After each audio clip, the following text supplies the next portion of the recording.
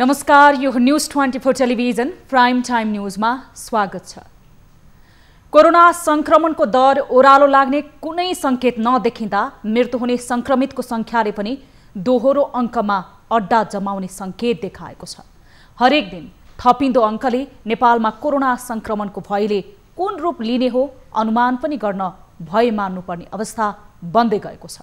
अझ काठमाडौँ उपत्यकामा संक्रमितको बढ्दो संख्याले संघीय राजधानी अब सुरक्षित छैन भन्दा फरक नपर्ने भएको छ। अब प्राइम टाइम न्यूजका हेडलाइन्स। गत 24 घण्टामा 17 जनाको कोरोनाबाट मृत्यु, मृतकको संख्या 453 पुग्यो।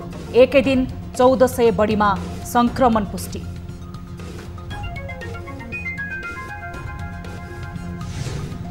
झरी र भोकप्यासको प्रभाव नगरी कोरोनाको परीक्षणका लागि टेकोमा लागेको लाइन अझै घटेन।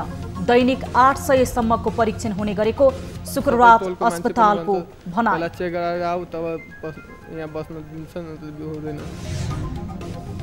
व्हाइट बडी र सेक्युरिटी प्रिन्टिङ प्रेस खरिदको छानबिनबारे संसदीय समितिले माग्यो अख्तियारसँग विवरण। तामेलीमा नराख्न सांसदहरूको माग।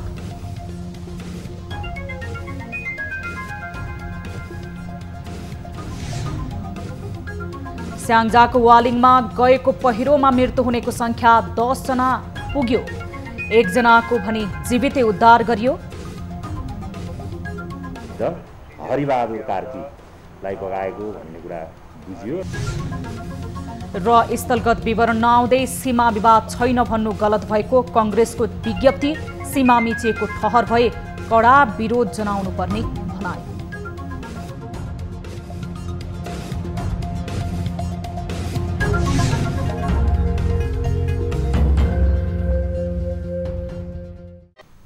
हामी निरन्तर न्यूजमा छौं। गत 24 घण्टामा देशभर 17 जना कोरोना संक्रमितको मृत्यु भएको छ। स्वास्थ्य तथा जनसंख्या मन्त्रालयका अनुसार मृत्यु हुनेमा 12 जना पुरुष र 5 जना महिला रहेका छन्, जसमा मोरङकी 55 वर्षीय महिला, सुनसरीकी 81 वर्षीय महिला, भक्तपुरकी 73 वर्षीय महिला, काठमाडौँका 82 वर्षीय महिला, धादिङकी 32 वर्षीय महिलाको मृत्यु भएको छ। त्यसैगरी झापाका 78 वर्षीय पुरुष, धनुषाका 68 र 70 वर्षीय 2 पुरुष, भक्तपुरका 84 वर्षीय पुरुष, काठमाडौँका 75, 79 र 80 वर्षीय 3 पुरुष, तनहुका 39 वर्षीय पुरुष, कपिलवस्तुका 50 वर्षीय पुरुष, दाङका 39 वर्षीय, नवलपरासीका 55 वर्षीय पुरुषको पनि मृत्यु भएको छ। यो सँगै देशभर कुल मृतकको संख्या 453 पुगेको छ। यो मृत्युदर संक्रमित हुनेहरूबाट 0.65% हो। यता गत 24 घण्टामा मुलुकमा 1497 जनामा भाइरस पुष्टि भएको छ। यो सँगै कुल संक्रमितको संख्या 69,301 पुगेको छ। मन्त्रालयका अनुसार प्रदेश 1 को उदयपुरमा 2 जना, ओखलढुङ्गामा 12 जना, झापामा 4 जना, भोजपुरमा 1 जना, मोरङमा 73 जना, सङ्खुवासभामा 3 जना, सुनसरीमा 13 जनामा संक्रमण देखिएको छ। त्यस्तै प्रदेश 2 को धनुषामा 10 जना, पर्सामा 23 जना, बारामा 6 जना, महोत्तरीमा 4 जना, रौतहटमा 4 जना, सप्तरीमा 16 जना, सर्लाहीमा 1 जना र सिराहामा 23 जनामा संक्रमण देखिएको छ। यता बागमती प्रदेशको काठमाडौँमा 609 जना, काभ्रेमा 12 जना, चितवनमा 137 जना, दोलखामा 3 जना, धादिङमा 4 जना, नुवाकोटमा 8 जना, भक्तपुरमा 51 जना, मकवानपुरमा 21 जना, रामेछापमा 1 जना, ललितपुरमा 95 जना, सिन्धुलीमा 5 जनामा भाइरस देखिएको छ। त्यस्तै गण्डकी प्रदेशको कास्कीमा 8 जना, गोर्खामा 9 जना, तनहुमा 17 जना, नवलपरासी पूर्वमा 14 जना, पर्वतमा 6 जना, लमजुङमा 2 जना, बागलुङमा 12 जना, स्याङ्जामा 8 जनामा संक्रमण पुष्टि भएको छ। यता प्रदेश 5 को अर्घखाँचीमा 3 जना, कपिलवस्तुमा 2 जना, गुल्मीमा 4 जना, दाङमा 9 जना, नवलपरासीमा 14 जनामा, पाल्पामा 4 जनामा, प्युठानमा 6 जना, बर्दियामा 24 जना, बाँकेमा 53 जना, रूपन्देहीमा 86 जनामा भाइरस पुष्टि भएको छ। त्यस्तै कर्णाली प्रदेशको दैलेखमा 2 जना, सल्यानमा 4 जना, सुर्खेतमा 3 जनामा संक्रमण पुष्टि भएको छ। त्यस्तै सुदूरपश्चिम प्रदेशको अछाममा 1 जना, कञ्चनपुरमा 4 जना, कैलालीमा 45 जना, डडेलधुरामा 1 जना, डोटीमा 4 जना, दार्चुलामा 1 जना, बैतडीमा 10 जनामा संक्रमण पुष्टि भएको छ। यता काठमाडौँ उपत्यकामा पछिल्लो 24 घण्टामा थप 755 संक्रमित फेला परेका छन्। यो सँगै काठमाडौँ उपत्यकामा संक्रमितको कुल संख्या 19,301 पुगेको छ। यसमध्ये काठमाडौँमा 15,762, ललितपुरमा 1,827 जना, भक्तपुरमा 1,742 जना संक्रमित रहेका छन्। त्यस्तै पछिल्लो 24 घण्टामा देशभर 457 जना निको भएर घर फर्किएका छन्। यो सँगै हालसम्म डिस्चार्ज हुनेहरूको संख्या 50,411 पुगेको छ। निको हुनेको यो प्रतिशतमा कुल 72.7% हो। त्यस्तै देशभर सक्रिय संक्रमितको संख्या 18,437 रहेको छ। त्यसैगरी क्वारेन्टाइनमा रहनेको संख्या 9,823 छ। त्यस्तै होम आइसोलेसनमा रहनेको संख्या 9,823 रहेको छ भने संस्थागत आइसोलेसनमा 8,614 जना छन्। पछिल्लो 24 घण्टामा देशभर 11,449 जनाको PCR परीक्षण हुँदा हालसम्म कुल 9,55,933 जनाको PCR परीक्षण भएको छ। न भोक प्यास न त झरीको प्रवाह, काठमाडौँलाई कर्मथलो बनाएका जब फर्किए तब उनीहरूको पाइला पहिला डेरा लिएको घरमा नभई टेकुमा पुग्न बाध्य भयो। घरबेटीहरूले PCR रिपोर्ट अनिवार्य शर्तको रूपमा अघि सारेपछि धेरैको बास आफ्नो कोठामा होइन टेकुमा भएको छ। यतिखेर एक रिपोर्ट। निरन्तर दर्किरहेको झरी रोकिने कुनै सम्भावना छैन। झरीबीच धेरै टिठलाग्दा अनुहार शुक्रराज ट्रपिकल तथा सरुवा रोग अस्पताल टेकुमा भेटिन थालेका छन्। भोक प्यास पचाएर झरीमा भिजेर उनीहरू कोरोना परीक्षणका लागि पालो पर्खिरहेका छन्। राति 12 बजे त कहिले बिहान 4 बजेदेखि लाइनमा बस्न पुगेकाहरूको अवस्था दया लाग्दो देखिन्छ। 4 बजे बिहानदेखि लाग्यो। अनि अहिलेसम्म पालो आएको छैन। मभन्दा पछाडि गइसक्यो पालो, अहिलेसम्म मेरो आएको छैन। अनि यो PCR टेस्ट चाहिँ तपाईँहरूले के भएर चाहिँ अब यसरी लाइन लागेरै PCR टेस्ट गराउनु परिरहेको छ? तपाईँ कन्ट्याक्ट ट्रेसिङमा अब त्यस्तो अब घरपट्टिले भन्छ PCR पहिला चेक गराएर तब घरमा आउनु दिन्छु त्यस्तो। घरबेटीले घरमा आउन नदिएर हो, मतलब सबै टोलको मान्छे पनि भन्छ पहिला चेक गराएर आऊ तब यहाँ बस्न दिन्छ, न त हुँदैन। बिहान 4 बजेदेखि कुरिरहेको हो। अनि यो PCR टेस्ट चाहिँ तपाईँले किन गराउन आउनु भएको? कन्ट्याक्ट ट्रेसिङ गरेर हो वा के गरेर हो? यस्तो पानीमा भिजेर लाइन लागेर PCR टेस्ट गराउनु? PCR टेस्ट गराइनु भने घरपट्टि घरमा छिर्न दिँदैन, त्यही भएर PCR चेक गराउन आएको। यो दयालाग्दो अनुहार र उनीहरूले भोगेको पीडा देख्नेहरू जो कोही पनि चुकचुकाउनु स्वाभाविक नै हो। तर काठमाडौँ उपत्यकाका घरबेटीहरूको अवस्था पनि यहाँनिर सम्झन लायक छ। कोरोनाको बढ्दो प्रभावले पनि सबै त्रसित अवस्थामा रहेकाले PCR टेस्ट नै उनीहरूका लागि भरपर्दो उपाय बनेको छ। दर्जनौं समस्यालाई आत्मसात गरेर लाइनमा बसेकाहरू पनि कोरोना परीक्षण सहज भइदिए हुन्थ्यो भन्ने चाहना व्यक्त गर्दै आएका छन्। यहाँ आएर त अब कोठा खोल्न दिँदैन, काम गर्न दिँदैन, चेक गराएर आऊ, रिपोर्ट लिएर आऊ। हिजो पनि आएको थियो, हिजो त बन्द भइसक्यो ढिलो भएर। यस्तै पानीमा भिजेर लाइन लागेर के गर्ने समस्या छ, त्यही भएर काम नगर्न दिएर भिजेर अब यस्तो चेक गराएरै जानु। सर अब 12-1 बजे रातिबाट आएको मान्छे लाइनमा पानीमा यस्तो उगेर अब लाइनमा लागेर टिकट सिकट पायो, चेकचाक गर्नलाई पुरा गाह्रो भइरहेछ, पानी परेको छ होइन।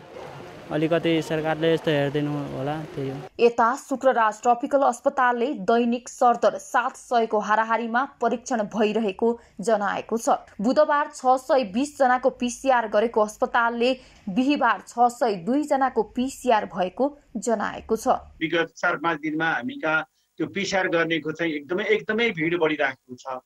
यो हाम्रो क्षमता भनेको हरेक दिन 288 देखि 300 वटा स्लाइड स्वाब कलेक्सन गर्ने हो। तर अहिले उहाँहरूको यो समस्यालाई अनुभूति गरेर हामीले हाम्रो क्षमतालाई पनि डबल गरेका छौँ र हिजै मात्रको कुरा गर्दाखेरि 630 वटा यो हामीले स्याम्पलहरू कलेक्सन गरेर परीक्षण गरिसकेका छौँ। काठमाडौँ उपत्यकामा बुधबारसम्म कुल संक्रमितको संख्या 18,546 पुगिसकेको छ र यो कहाली उपत्यकामा बढ्दो क्रममा छ।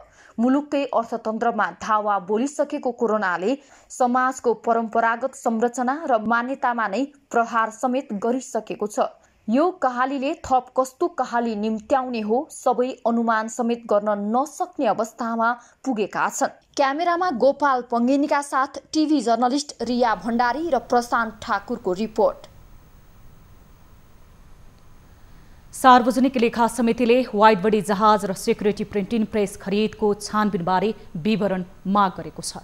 समितिको बिहिबार बसेको बैठकले अख्तियार दुरुपयोग अनुसन्धान आयोगसँग वाइड बडी र सेक्युरिटी प्रिन्टिङ प्रेसबारे विवरण मागेको हो। समितिले वाइड बडी विमान खरिदमा 4 अर्ब 35 करोड 56 लाख रुपियाँ भ्रष्टाचार गरेको ठहर गर्दै आवश्यक अनुसन्धान गर्न अख्तियारलाई 2 वर्ष अघि पत्रचार गरेको थियो। बिहिबारको बैठकले अख्तियारलाई पुनः पत्र लेख्दै वाइड बडी विमान खरिद र सेक्युरिटी प्रिन्टिङ प्रेसको छानबिनबारे विवरण मागेको छ। वाइड बडी प्रकरणमा तत्कालीन पर्यटन मन्त्री रविन्द्र अधिकारी, पूर्व मन्त्रीहरू जीवनबहादुर साई, जितेन्द्र देव, सचिवहरू निगमका महाप्रबन्धक सुगत रत्न कंसाकारमाथि समेत अनियमितताको आरोप लागेको छ। महालेखा परीक्षकको कार्यालयले 55औं वार्षिक प्रतिवेदनले वाइड बडी खरिद प्रक्रियामा प्रश्न उठाएको थियो। महालेखाको प्रतिवेदनलाई नै आधार बनाएर लेखा समितिले छानबिन गरेको थियो। वायु सेवा निगमले वाइड बडी विमान खरिद गर्न 1 मार्च 2017 मा 10 लाख र 19 जुन 2017 मा 7 करोड 90 लाख गरी 8 करोड अमेरिकी डलर पेस्की दिएको भन्दै महालेखाले अनियमितता भएको दावी गरेको थियो। सेक्युरिटी प्रिन्टिङ प्रेस खरिद प्रकरणको छानबिन पनि अख्तियारले तामेलीमा राख्न खोजेको चर्चा रहेको छ। लेखा समितिले पनि यसबारे आशंका गर्दै अख्तियारलाई पत्र पठाएको थियो। लेखा समितिको वैज्ञानिक वन व्यवस्थापन सम्बन्धमा अध्ययन गर्न गठित उपसमितिले वैज्ञानिक वन व्यवस्थापन कार्यविधि 2071 खारेज गर्न सिफारिस गरेको छ। बिहिबार उपसमितिले समितिलाई अध्ययन प्रतिवेदन बुझाउँदै वैज्ञानिक वन व्यवस्थापन कार्यविधि 2071 खारेज गरी राष्ट्रिय वन नीति 2075 र वन ऐन 2076 को उद्देश्य अनुरूप वन क्षेत्रको आर्थिक, सामाजिक र वातावरणीय पक्ष समेत विचार गरी राष्ट्रिय मापदण्ड तर्जुमा गर्नका लागि सरकारलाई निर्देशन दिन सिफारिस गरेको हो। भएको उक्त व्यवस्थापन सुधार गरी सामुदायिक वन, साझेदारी वन र सरकारी वनमा कार्ययोजना बमोजिम छनौट विधि सेलेक्सन सिस्टम अवलोकन गरी कटान आदेश प्रदान गर्ने भएमा कार्तिक मसान्तदेखि मङ्सिर मसान्तसम्म कटान आदेश प्रदान गर्ने र माघ मसान्तसम्ममा रुख कटान गरी घाट गति गरी सक्ने किसिमको कानुनी व्यवस्था गरी कार्यान्वयन गराउन वन तथा वातावरण मन्त्रालयले निर्देशन दिए। उपसमितिले वैज्ञानिक वन व्यवस्थापनको नाममा वन विनाश गर्ने सबैलाई कारबाही गर्न निर्देशन दिनुपर्ने सुझाव पनि दिएको छ।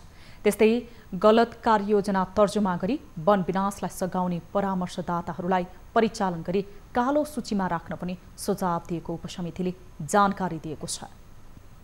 रुख कटानको लागि किफायती र आधुनिक प्रविधि र औजारहरूको समुचित प्रयोग, कटान गरिएका काठको सुरक्षा र गुणस्तर कायम, प्रविधिको ज्ञानको सृजना र हस्तान्तरण जस्ता कार्यमा न्यूनतम दक्षता कायम गर्नुपर्ने विषयहरू दिगो वन व्यवस्थापन सम्बन्धी राष्ट्रिय मापदण्डमा उल्लेख गरी कार्यान्वयन गर्न वन तथा वातावरण मन्त्रालयले निर्देशन दिने।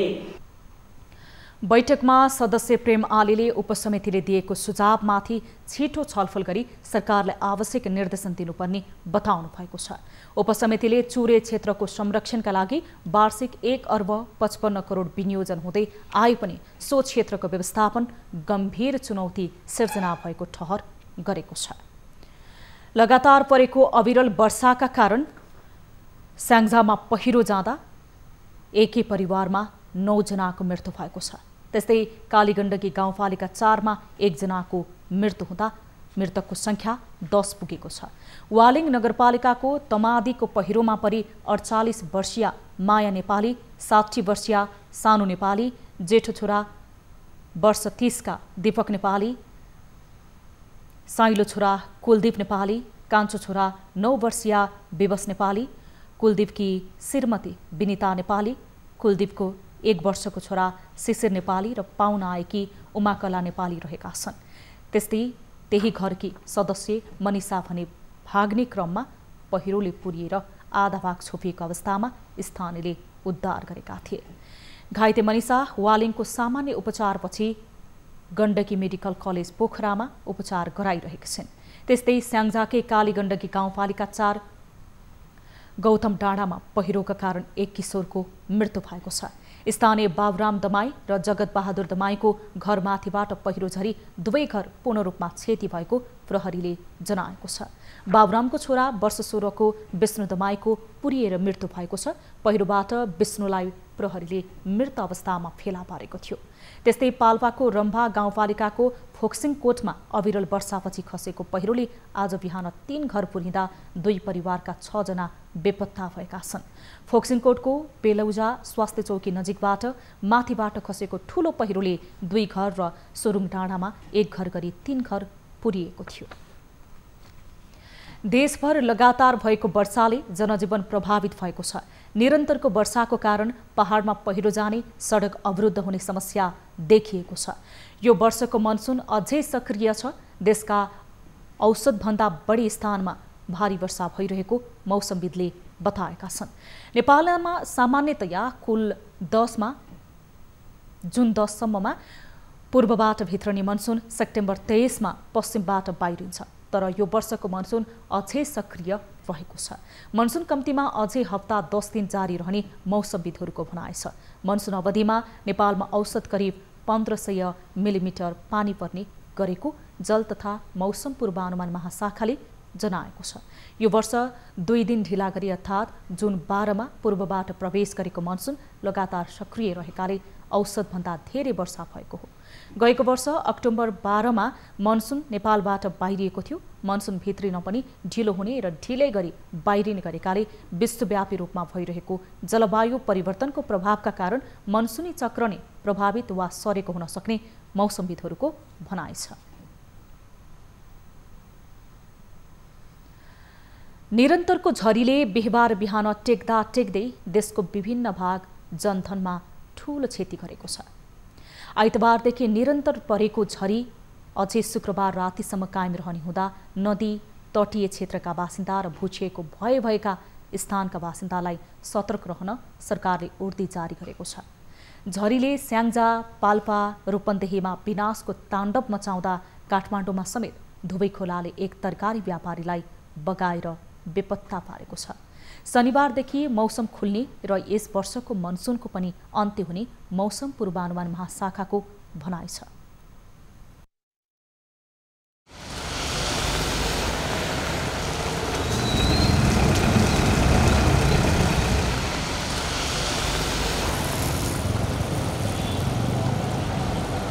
झरीको मनपरीले आजित छन् देशवासी। पहिरोले देशका विभिन्न स्थानमा जनधनको क्षति पुर्याइरहँदा काठमाडौँमा पनि धोबी खोलाले एकजनालाई बगाएर बेपत्ता बनाएको छ।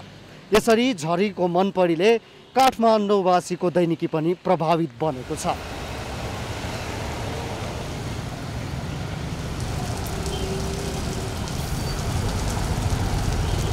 यहाँ बाटोमा हिँडल गर्न नै गाह्रो भयो। बाइकहरू लडिरहेको हुन्छ, गाडीले हिलो छिप्पिरहेको हुन्छ, पानी खाल्टो खाल्टो भएर फोहोर धेरै भइरहेछ। यहाँ यो बाटो बनाउनु पर्ने सरकारको ध्यान जाओस् भन्ने मेरो चाहना छ।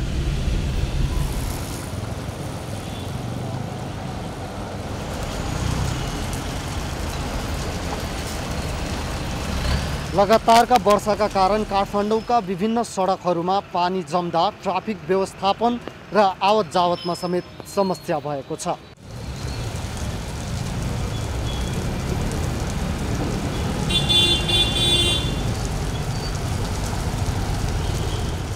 दोलखा जिल्ला मैलुङ गापा घर भई हाल काठमाडौँ महानगरपालिका 7 नम्बर वडामा चाहिँ डेरा गरी बस्ने र यो धोबी खोलाको किनारमा सामान्य किनारा पसल जस्तो चलाएर बस्दै आएका वृद्ध हरिबहादुर कार्कीलाई बगाएको भन्ने कुरा बुझियो र पछि उक्त स्थानमा लगाइएको सिसी क्यामेरा मोनिटर गर्दाखेरि समेत निज वृद्ध चाहिँ त्यो नदीको त्यो बाटो धोबी खोला करिडोरको डिलबाट नदीमा त्यो खोलामा खसेको अवस्था हो। देशका अन्य स्थान जस्तै काठमाडौँमा पनि शनिबारबाट मात्रै मौसम सफा हुने मौसमविदको भनाइ छ। बुधबारदेखि चाहिँ मनसुन बाहिरिनु पर्नेमा, तर मनसुन चाहिँ अन्तिम अवस्थामा आइपुग्दाखेरि चाहिँ अन्तिम आउँदाखेरि चाहिँ अलिकति बढी सक्रिय भएको छ। यो सक्रिय हुनमा चाहिँ विशेष गरेर यो बङ्गालको खाडीबाट जलवाष्पहरू प्रशस्त मात्रामा आइरहेको अवस्था छ र त्यसको लागि चाहिँ सपोर्ट गर्नलाई एउटा चाहिँ यो नेपाल नजिक तराईको भूभागमा चाहिँ न्यूनचापीय क्षेत्रको विकास भएको छ। त्यो न्यूनचापीय क्षेत्रको कारणले गर्दाखेरि जति पनि इन्डियाको भूभागदेखि ल्याएर नेपालका जति पनि जलवासहरू छ सबै चाहिँ त्यहाँ एकत्रित भएको छ र नेपालमा चाहिँ पूर्णबन्दी रहेर धेरै स्थानमा चाहिँ मध्यमदेखि भारी वर्षा भइरहेको अवस्था छ र यो क्रम चाहिँ आज र भोलि रहने देखिन्छ। बिस्तारै शनिबारबाट चाहिँ मौसममा सुधार भएर जानेछ। कोरोनाको कहालीले अत्याएको नेपालीलाई बेइमानी बढेर परिरहेको पानीले झन अत्याएको छ। अझ केही दिन झरीको वेग कायमै रहने हुनाले नदी तटीय क्षेत्र र पहिरोको जोखिम रहेको क्षेत्रहरूमा बस्ने नागरिकहरूले थप सचेत अपनाउनु पर्ने अवस्था आएको छ। क्यामेरामा गोपाल पङ्गेनीको साथमा प्रशान्त ठाकुर, काठमाडौँ। हामीसँग न्युजहरू राज्य बाँकी छन्। अहिले लाइभ ब्रेक।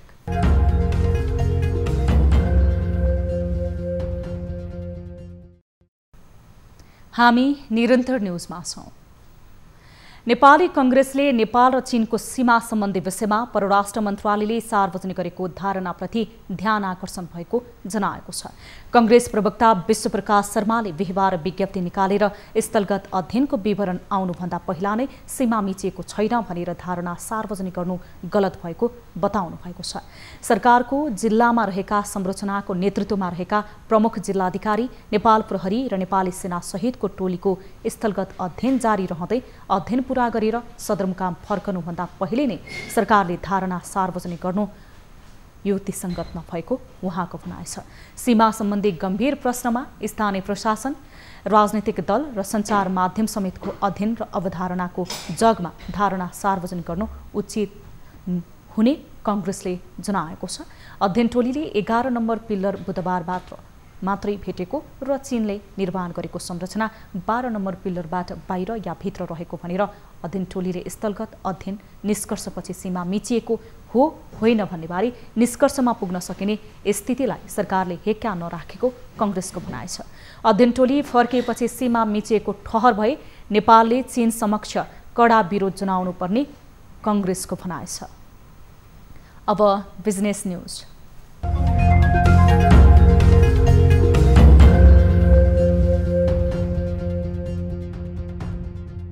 अन्तर्राष्ट्रिय बजारमा सुनको मूल्य घटेपछि स्थानीय बजारमा पनि सुनको मूल्य घट्ने क्रममा रहेको छ।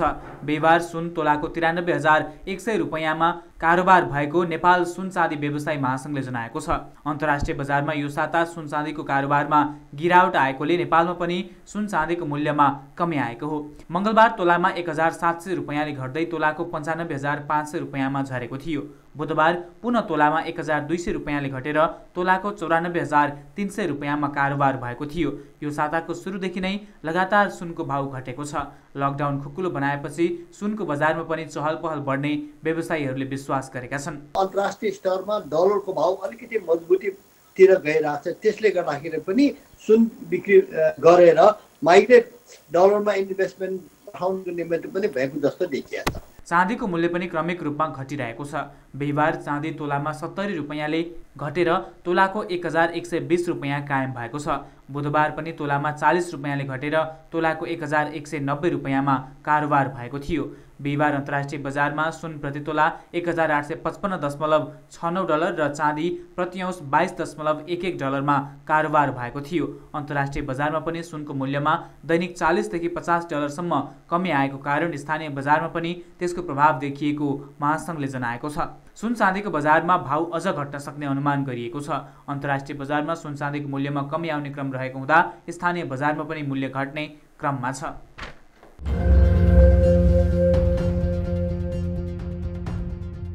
जगदम्बा मोटर्सले भर्चुअल कार्यक्रम गर्दै टिभीएस एन्टर्क 125 नेपालमा सर्वाधिक उपयोगी स्कुटर भएको जानकारी दिएको हो। टिभीएस स्कुटर कार्यालयदेखि घरायसी र व्यावसायिक प्रयोजनका लागि उपयोगी भएको कम्पनीले जनाएको छ। नेपालमा पछिल्लो समय हरेक उमेर समूहमा स्कुटर प्रति आकर्षण बढ्न थालेको छ। Two wheeler is one of the basic necessity. अहिलेको समयमा मार्केटको निड अनुसार, समयको डिमान्ड अनुसार, समयको एउटा जुन अहिलेको परिस्थितिलाई मध्यनजर गर्दै टु व्हिलर एकदमै अपरिहार्य एउटा चाहिँ डेली लाइफको निड भइसकेको छ।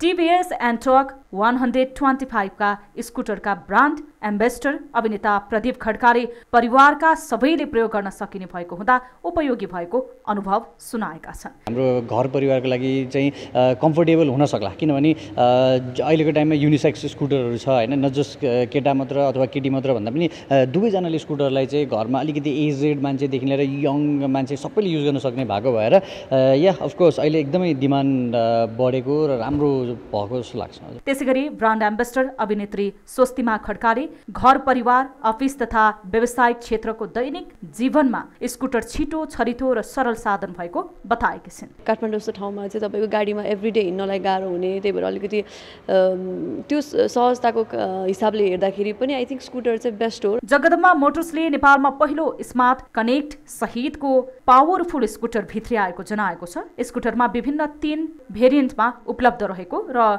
Drum brake, disc brake, race edition गरी 3 भेरिएन्टमा रहेको स्कुटर महिला वर्गमा मात्र नभएर सबै युवा तथा जुनसुकै उमेर समूहका लागि उपयोगी भएको कम्पनीले जनाएको छ।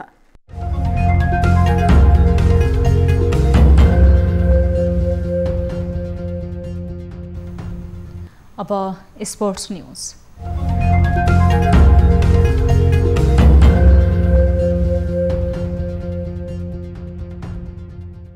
युएईमा जारी इन्डियन प्रिमियर लिग आइपिएल क्रिकेटमा आज किङ्स 11 पन्जाब र रोयल च्यालेन्जर्स बेङ्गलोर बीच प्रतिस्पर्धा भइरहेको छ। दुवै अन्तर्राष्ट्रिय क्रिकेट स्टेडियममा जारी खेलमा पन्जाब र बेङ्गलोर आफ्नो दोस्रो खेलका लागि मैदान उत्रिएका छन्। केएल राहुलको कप्तानीमा मैदान उत्रिएको पन्जाब पहिलो जित निकाल्ने दाउमा छ। यसअघि पहिलो खेलमा पन्जाब दिल्ली क्यापिटल्ससँग सुपर ओभरमा पराजित भएको थियो, तर दोस्रो खेलमा भने पन्जाब जितको खोजीमा हुनेछ। यता विराट कोहलीको कप्तानीमा मैदान उत्रिएको बेङ्गलोर भने लगातार दोस्रो जित निकाल्ने लक्ष्यमा छ। पहिलो खेलमा बेङ्गलोरले सनराइजर्स हैदराबादलाई 10 रनले पराजित गरेको थियो। पछिल्लो 5 खेलको नतिजा हेर्दा बेङ्गलोर बलियो देखिएको छ। गत सिजनको 2 भेटमा समेत बेङ्गलोरले बाजी मारेको थियो। गत संस्करणमा भएको पहिलो भेटमा बेङ्गलोरले 8 विकेटको जित निकालेको थियो। दोस्रो भेटमा भने बेङ्गलोर 17 रनले विजयी भएको थियो।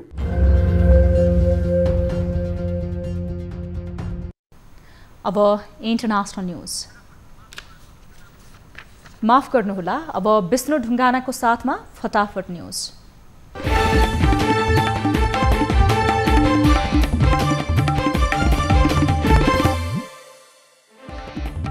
स्याङ्जाको वालिङमा गएको पहिरोमा 5 महिनाको शिशुसहित एकै परिवारका 9 जनाको मृत्यु, 1 जनाको भने जीवितै उद्धार गरियो।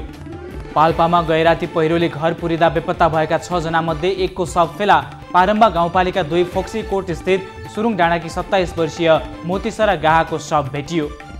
निरन्तर भइरहेको झरी शुक्रबार रातिसम्म कायम रहने मौसम पूर्वानुमान महाशाखाको भनाई। शनिबारदेखि मौसममा सुधार आउने भने पनि तटीय क्षेत्रका बासिन्दालाई सतर्क रहन आग्रह। भोक प्यास र झरी नभने शुक्रराज ट्रपिकल तथा सरुवा रोग अस्पताल टेकुमा कोरोना परीक्षण गराउनेको भिड, दैनिक सरदर 800 को हाराहारीमा परीक्षण गरिँदै। नेपालमा संक्रमितको संख्या निरन्तर उकालो लाग्दै एकै दिन 1497 संक्रमित थपिए। पछिल्लो 24 घण्टामा थप 17 संक्रमितको मृत्यु। नेपालमा कोरोनाबाट मृत्यु हुनेको संख्या 453 पुग्यो। काठमाडौँ उपत्यकामा संक्रमितको संख्या निरन्तर बढ्दो, बिहिबार 755 संक्रमित थपिए। उपत्यकामा संक्रमितको कुल संख्या 19301 पुग्यो। बिहिबार थप 457 संक्रमित निको भए। घर फर्किनेको संख्या 50411 पुग्यो। लामो समयदेखि हराएको भनिएको नेपाल चीन सीमा छुट्याउने 11 नम्बर सीमा स्तम्भ भेटियो। हुम्लाका प्रमुख जिल्ला अधिकारी चिरञ्जीवी गिरीको नेतृत्वमा गएको टोलीले बुधबार स्तम्भ भेट्टाएको नामखा गाउँपालिकाको भनाई। सीमा मिचिएको छैन भनेर परराष्ट्र मन्त्रालयले धारणा सार्वजनिक गरेको भन्दै नेपाली काङ्ग्रेसले जनाए आपत्ति। अनुगमन टोली नफर्कदै सरकारले हतारो गरेको काङ्ग्रेसको निष्कर्ष। कोरोनाको उपचारका लागि आवश्यक औषधिमध्ये एन्टिभाइरल औषधि फाभिपाइराभिर ओरल ट्याब्लेट नेपालमा नै उत्पादन थालियो। विश्वका धेरै मुलुकले बिरामीमा परीक्षण पश्चात प्रयोग गरिरहेको यस औषधिको नेपालमा पनि उत्पादन सुरु। नारायणी नदीको बहावले नदीको पुल र देवघाट दुवै क्षेत्रमा सतर्कता तह पार गर्यो। निरन्तर वर्षा भएपछि नारायणीको बहाव अझै बढ्दो क्रममा। औद्योगिक घराना ज्योति समूहभित्र सम्पत्ति बाँडफाँड र आफ्ना कम्पनीहरूमाथिको नेतृत्वको विवादका कारण दाजुभाइ बीचको युद्ध उत्कर्षमा। दाई पद्मज्योति र भाइ रूपज्योति दुवैले गरे आफू अध्यक्ष भएको दावी। भरतपुर अस्पताल क्षेत्रको पानी जाने नहर पुरेर सडक निर्माण गर्दा भरतपुर अस्पताल डुबानमा अस्पतालको आकस्मिक कक्ष र स्पाइनल इन्जुरी वार्डसँगै आकस्मिक कक्षभित्रको अब्जर्भेसन वार्ड पनि डुबानमा। पोखरा स्थित पश्चिमाञ्चल क्षेत्रीय अस्पतालमा कोरोना संक्रमित गर्भवती महिलाले स्वस्थ शिशु जन्माइन्। भारत घर भएकी 25 वर्षीय संक्रमित महिलाले शल्यक्रिया मार्फत शिशुलाई जन्म दिइन्। अविरल वर्षाका कारण तिनाउ नदीको बहाव बढेसँगै आएको बाढीले बुटौल 17 रानीगञ्जमा एक घर बगायो। बाढीले बिहिबार दिउँसो प्रेमकुमारी खाम्चाकी टिनले छाएको एक तले ब्लकको घर बगाएको जानकारी। विराटनगर स्थित कोशी अस्पतालको आकस्मिक सेवामा गरिब तथा विपन्न परिवारलाई प्रारम्भिक उपचार निशुल्क गर्न थालियो। प्रारम्भिक चरणको आकस्मिक स्वास्थ्य सेवा निशुल्क उपलब्ध गराउने सम्बन्धी कार्यविधि 2077 लागू। मुगुको छायानाथ राणा नगरपालिकाका स्थानीयलाई सुरक्षित खानेपानी वितरण। सुरक्षित खानेपानी पाएपछि 45 घरधुरी र तलितुमका 54 घरधुरीका मानिसहरू हर्षित। सार्वजनिक लेखा समितिद्वारा वाइड बडी जहाज र सेक्युरिटी प्रिन्टिङ प्रेस खरिदको छानबिनबारे अख्तियार दुरुपयोग अनुसन्धान आयोगसँग विवरण माग। हालसम्मको अनुसन्धानका विषयमा भएको प्रगतिबारे जानकारी मागियो। पछिल्ला दिनमा लाइन जाने क्रम बढेपछि ऊर्जा जलस्रोत तथा सिंचाई मन्त्रालयमा छलफल। ऊर्जा मन्त्री वर्षमान पुनद्वारा लाइन जाने समस्याको तत्काल समाधान गर्न नेपाल विद्युत प्राधिकरणलाई निर्देशन। अनसनरत डाक्टर गोविन्द केसीको समर्थनमा बिहिबार पनि प्रदर्शन। हाम्रो स्वास्थ्य हाम्रै हातमा, हामी डाक्टर केसीको साथमा। डाक्टर केसीको अनसन मेडिकल माफियालाई टेन्सन नारा लगाउँदै युवाहरूले गरे प्रदर्शन। भारतको नार्कोटिक्स कन्ट्रोल ब्युरो एनसिबीद्वारा लागू औषध खरिद प्रकरणमा बलिउडका 4 जना अभिनेत्रीलाई बयानका लागि उपस्थित हुन आदेश। सुशान्त सिंह राजपूत मृत्यु प्रकरणमा 4 जना अभिनेत्रीलाई बयानका लागि बोलाइयो। 2 चरणको क्लिनिकल ट्रायल सकारात्मक देखिएपछि जोन्सन एन्ड जोन्सनको कोभिड-19 खोप पनि क्लिनिकल ट्रायलको तेस्रो चरणमा प्रवेश। खोप व्यापारमुखी नहुने कम्पनीको भनाई। र भारतका केन्द्रीय रेल राज्यमन्त्री सुरेश अङ्गडीको कोरोना संक्रमणका कारण निधन। 11 सेप्टेम्बरमा कोरोना संक्रमण पुष्टि भएका अङ्गडीको उपचारको क्रममा नै निधन।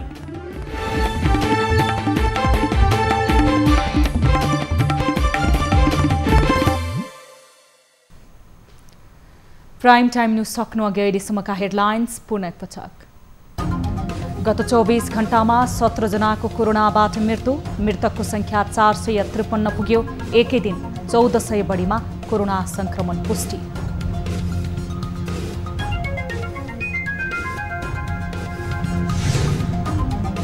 झरी र भोकप्यासको प्रभाव नगरी कोरोनाको परीक्षणका लागि टेकुमा लागेको लाइन अझै घटेन।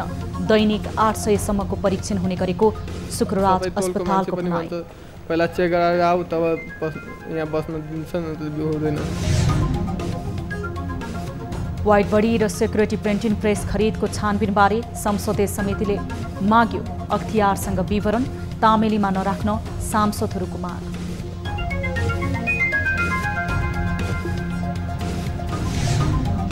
स्याङ्जाको वालिङमा गएको पहिरोमा मृत्यु हुनेको संख्या 10 पुग्यो। 1 जनाको भने जीवितै उद्धार गरियो।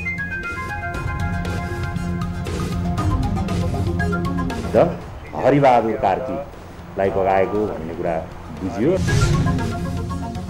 र स्थलगत विवरण नआउँदै सीमा विवाद छैन भन्नु गलत भएको कांग्रेसको विज्ञप्ति। सीमा मिचिएको ठहर भए कडा विरोध जनाउनु पर्ने भनाई।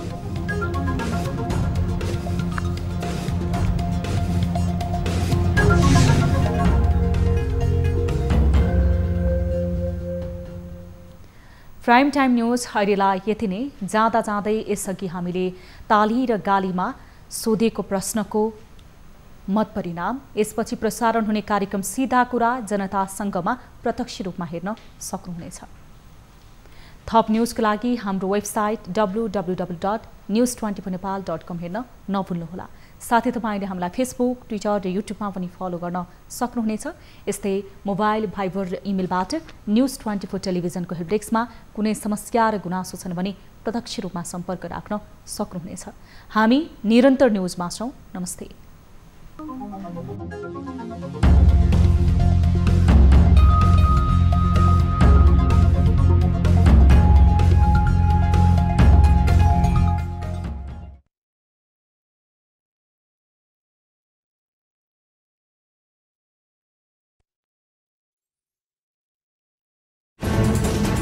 कोरोनाले सृजना गरेको संकटमा पल पलका न्यूज अपडेट र हर क्षेत्रको कभरेजका लागि न्यूज 24 नेपाल युट्युब च्यानललाई सब्स्क्राइब गर्नुहोला।